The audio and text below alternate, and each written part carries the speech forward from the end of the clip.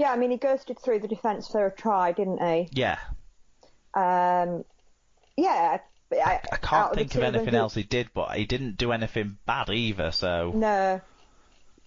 Yeah, possibly a bit quieter than against Leeds, I thought. But, again, it's another performance, another match that it's hard to pick standout players. Yeah. Because I don't think particularly anybody did anything terribly wrong, which is really nice to be able to say. Can you bring yourself to say that the highlight moment of the game, though, was that Robins try in the second half? No. Ha! I didn't think you could. I mean, it's true, it was, but I didn't think you could. It was all right. It was poor defence, really, though, wasn't it? I don't know. A few of the offloads are quite late in the tackle or quite tricky. A few of them were very far forwards as well. Were they? Yeah. I didn't see it that way, Sarah. Well, you've not got my black and white glasses, that's why. That's a good point, yeah. Mine are red and white, aren't they? So they're going to see all the red and white things, I guess. Yeah. Talking about another team that play in red and white this year, let's move on to Saturday's game, which is hosted by the Salford Red Devils against the Toronto Wolfpack. This game finished 24-16 to Salford. It was 6-4 to the Red Devils at half-time, so close game. 4,593 were there, and James Child was the referee. Now, Sonny That's Bill not Williams... a bad, attendance, really, is it? I think it's up on Salford's average last season, I think. Yeah. So... And against a team that's not going to have brought many. Well, yeah, of course, yeah. I think they're playing another team that won't bring many, aren't they, on Friday night in a televised game. So hopefully the Salford fans will still keep turning out for that, and they can sort of see this push up like it did last year as well. But yeah, I think it's a positive start. Certainly, I agree. Incomplete team stats, because they don't want to tell us what Sonny Bill Williams is doing, whether it's right or wrong. The Super League stats department don't want to tell us about that. Individually, though, we do know that Niall Evold had a try assist, 111 metres and 2 clean breaks. Rhys Williams had a try and 202 metres. The first guy to go over 200 metres in a game this year. Dan Sargentson had a try assist, 145 metres. And Gil Dudson had 10 tackle busts and 102 metres. For the losing side, John Wilkin, for one of the oldest players in the league, had a really strong numbers here. He had 1 try assist, but 55 tackles, 19 of which were marker tackles. Adequate. I'd say we're going to struggle to see a number higher than 19 for marker tackles this season.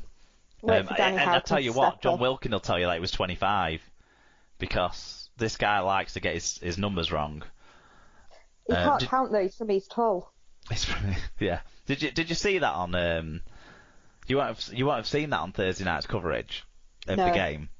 He was arguing with Brian Carney about why Toronto don't have too small a squad, and he made the point that in his first season at St Helens in 2003, he was squad number 21, so they only had a 21-man squad, yet they won the league that year.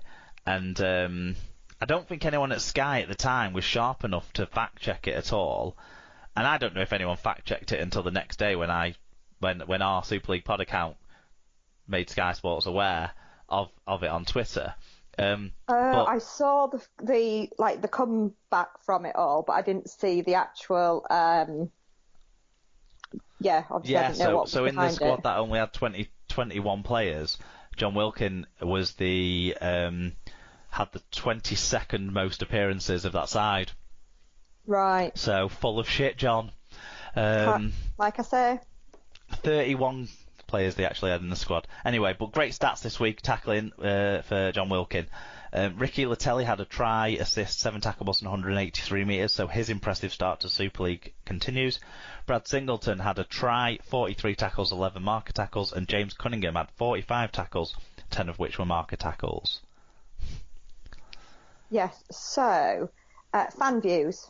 Craig Sullivan said, was always going to be a tough one. Wolfpack needing a win under their belt, knowing they have Wigan next week. be easy for them. It was one of those a win's a win games, and we managed it just. Genghis Campbell said, #free Gaz O'Brien. Yeah, I agree.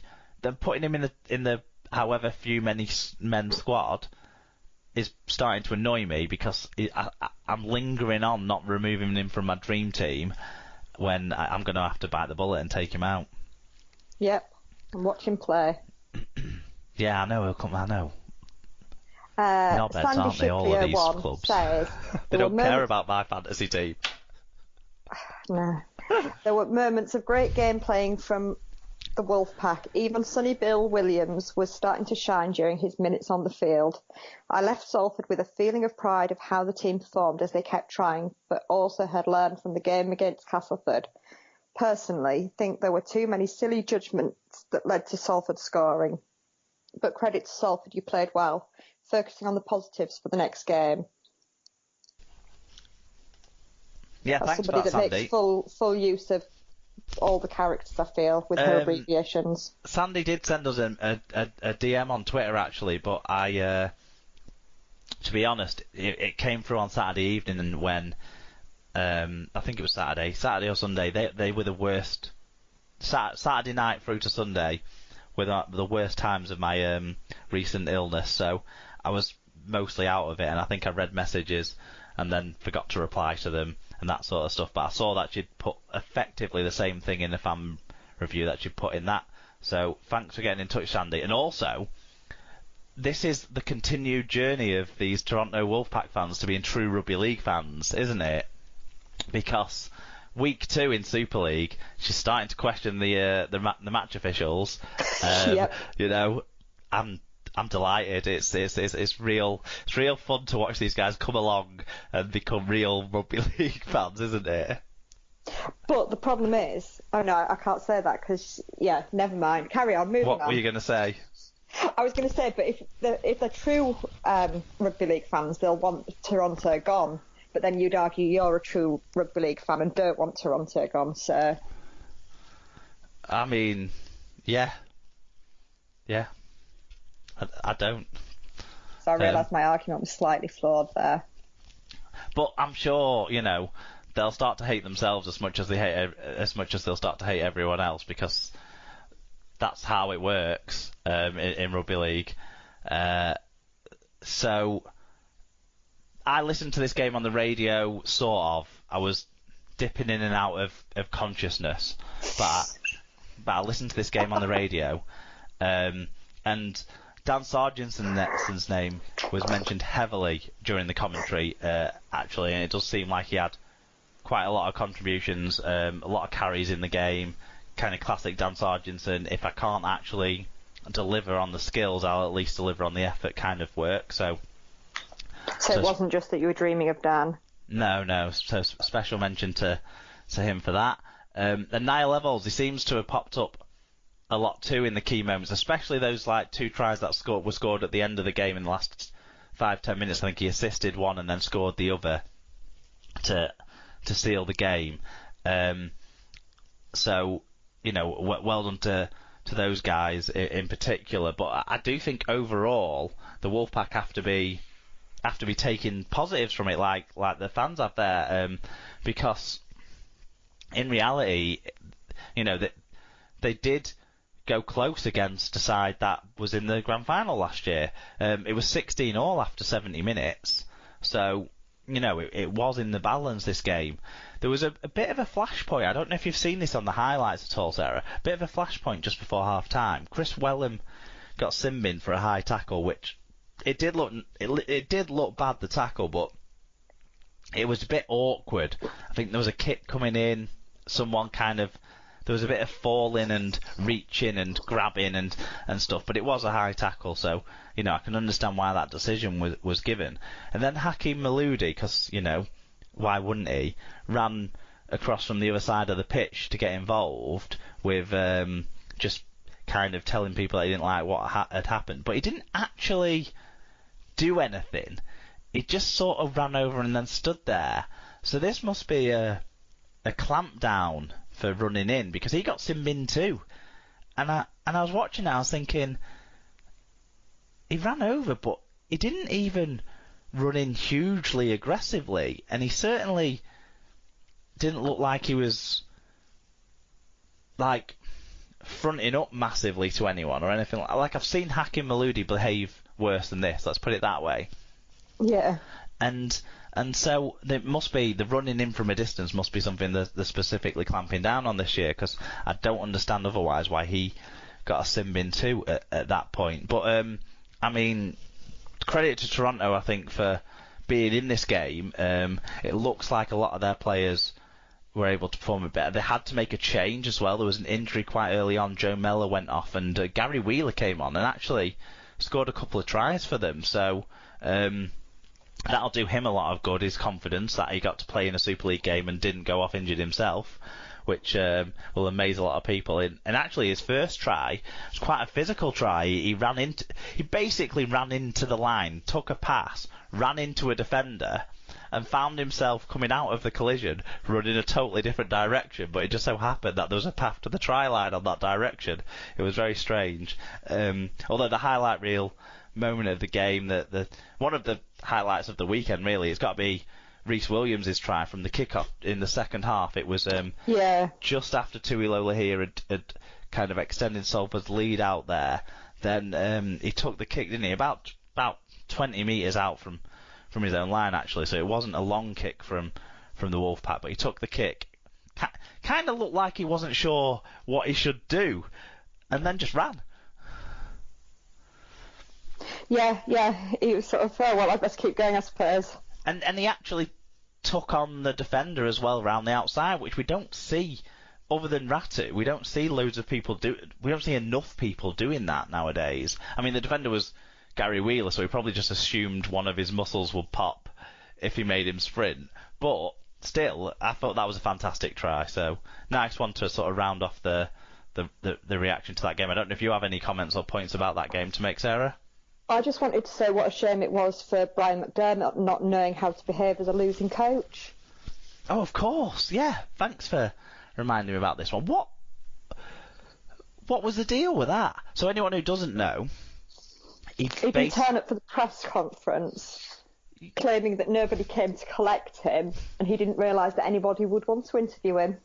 Yeah, now, I know he was very successful in his time at Leeds, but they did lose games. Yeah. Get a grip, McDermott.